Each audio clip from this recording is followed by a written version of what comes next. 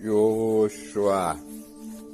Hoje temos um exemplar do novo livro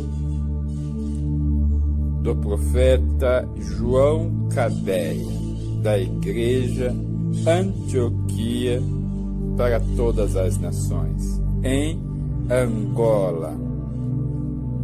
Uma grande bênção. O testemunho é uma evidência. Se prepare a receber grandes revelações profundas da parte de Deus. Livro manual de 21 dias do profeta João Cabeia. O testemunho é uma evidência. Página 2. Um povo que ouve e obedece à voz de seu guia é um povo que consegue viver as promessas de Deus descritas na Escritura Sagrada. De Gênesis a Apocalipse, não há quem tivesse seguido uma orientação de Deus por intermédio dos seus servos e não venceu. Se andares nos meus estatutos, guardardes os meus mandamentos e os cumprirdes, então eu vos darei as vossas chuvas a seu tempo, e a terra dará a sua messe, e a árvore do campo o seu fruto. Levíticos 26, versículo 3 e 4. Se atentamente ouvires a voz do Senhor teu Deus, tendo cuidado de guardar os seus mandamentos, que hoje te ordeno, o Senhor teu Deus te exaltará sobre todas as nações da terra. Deuteronômios 28, verso de número 1. A oração. Orando abundantemente dia e noite, para que possamos ver o vosso rosto e supramos o que falta à vossa fé. 1 Tessalonicenses 3, versículo 10. A oração é o caminho que nos aproxima ao favor de Deus. Neste caminho temos uma grande abertura de conexão entre o nosso espírito e o Espírito de Deus. O homem que dedica a sua vida na oração cria um grande ponto de acesso com o Espírito Santo e o melhor ajudador na nossa vida de oração. Existem princípios a obedecer em nossa vida espiritual, principalmente para aqueles que desejam ter uma grande intimidade com Deus. E como a oração é espiritual e nos liga com o Espírito de Deus, ela tem princípios e regras que, ao cumprirmos, abrirá o caminho da resposta imediata. Os princípios fundamentais da oração estão relacionados às horas verdadeiras de oração e à sua associação à Escritura Sagrada. Livro de Salmos 55, verso 17. Livro de Daniel, capítulo 6, verso 10. Livro de João, capítulo 15, verso 7. De tarde e de manhã, e ao meio-dia orarei, e clamarei, e ele ouvirá a minha voz. Salmos, capítulo 55, verso 17. Daniel, pois quando soube que a escritura estava assinada, entrou em sua casa. Ora, havia no seu quarto janelas abertas da banda de Jerusalém, e 3 vezes no dia se punha de joelhos e orava e dava graças diante do seu Deus, como também antes costumava fazer. Daniel, capítulo 6, versículo 10. Se vós estiverdes em mim, e as minhas palavras em vós, pedireis o que quiserdes, e vos será feito. João, capítulo 15, verso 7. Compreenda que todos os textos acima referidos nos apresentam princípios bíblicos de oração, e estes que são princípios irrefutáveis.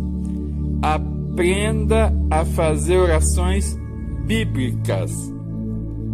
Fazemos orações bíblicas quando o que pedimos depende totalmente da palavra escrita. Somente orações bíblicas apresentam as respostas de Deus.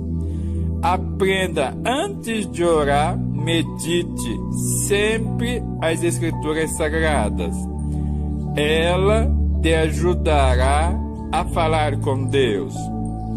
E esta é a confiança que temos para com Ele, que se pedirmos alguma coisa segundo a sua vontade, Ele nos ouve.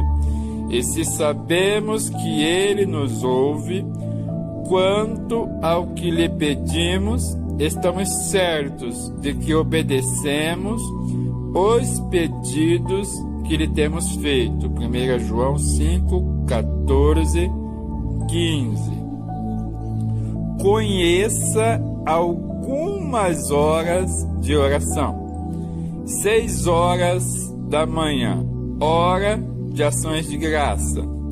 Logo pela manhã, os anjos de Deus levam os nossos louvores e ações de graças para Deus, como resultado da nossa gratidão a Ele. Este é um horário fundamental para o nosso crescimento espiritual na oração.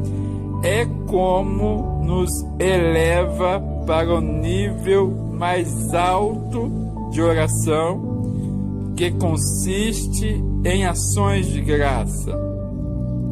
A minha alma anseia pelo Senhor, mais do que os guardas pelo romper da manhã.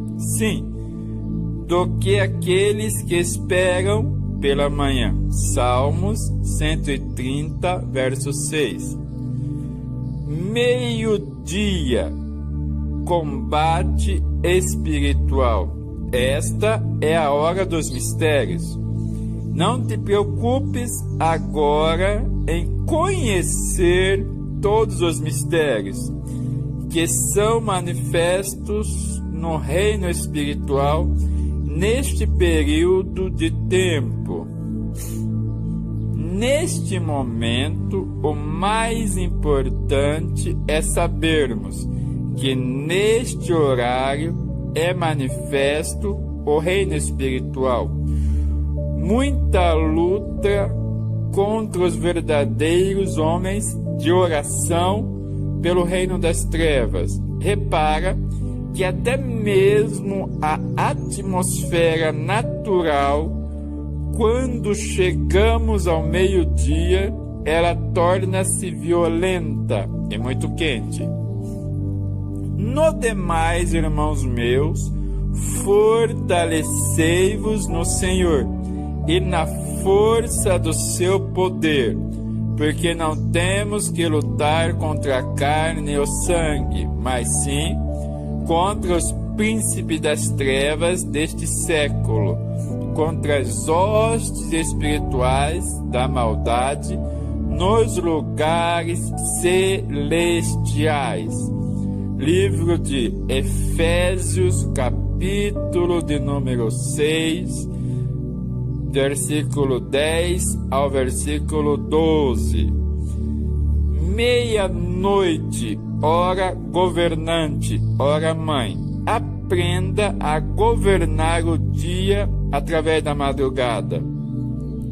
Os anjos de Deus estão sempre em prontidão para nos servirem. Para um crescimento evolutivo dos homens de oração, depende de como ultrapassar os desafios que o impedem de se levantar nas horas bíblicas de oração. Eu, porém, Senhor, clamo a Ti, e Ele, de madrugada, te envio a minha oração. Salmos 88, verso 13. E levantando-se de madrugada, no dia seguinte, pela manhã, eis que Dagom jazia caído com o rosto em terra, diante da arca do Senhor. E a cabeça de Dagom e ambos as palmas de sua mão cortadas sobre o liminar. Somente o tronco ficou a Dagom. 1 Samuel 5:4. Sempre que chega o horário bíblico de oração, Satanás desafia o homem com muita distração, a fim de lhe prender em tarefas que não lhe ajudarão a crescer espiritualmente. Para o teu crescimento espiritual, deves obedecer o horário bíblico de oração. Quem muito ora, muito conhece a Deus. Quem muito ora, pouco conhece a carne. Quem muito ora, muito deseja os céus. Quem muito ora, muito detesta a carne. A oração nos oferece a vontade do Espírito, o milagre da fé.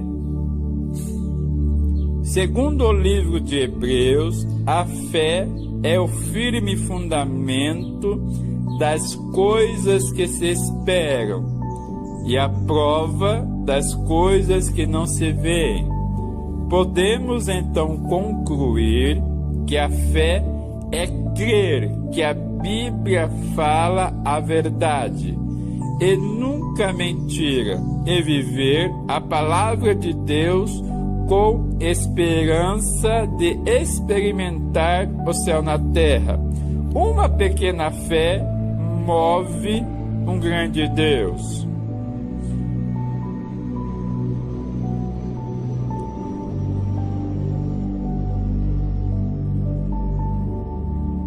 O milagre que todos nós precisamos é o milagre da fé.